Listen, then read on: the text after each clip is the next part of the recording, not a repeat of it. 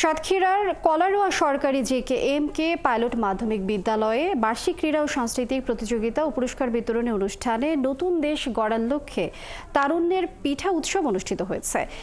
অনুষ্ঠানে প্রধান অতিথি হিসেবে উপস্থিত ছিলেন বিএনপির কেন্দ্রীয় নেতা ও সাতক্ষীরা ১ আসনের সাবেক সংসদ হাবিবুল ইসলাম হাবিব। তিনি বলেন, পরীক্ষা বন্ধ করা মানে সমাজকে মেধাহীন করা। শিক্ষাই একমাত্র সম্পদ, তাই ছাত্রছাত্রীরা পড়ার টেবিলে ফিরে যাক এমনটাই প্রত্যাশা। পরে পিঠার স্টলগুলো ঘুরে দেখেন সবাই। অনুষ্ঠান শেষে শিক্ষার্থীদের মাঝে পুরস্কার বিতরণ করা হয়।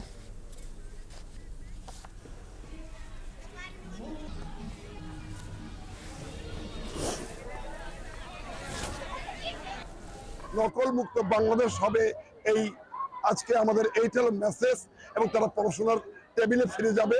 শিক্ষাই হলো একমাত্র শক্তি পৃথিবী জয় করার।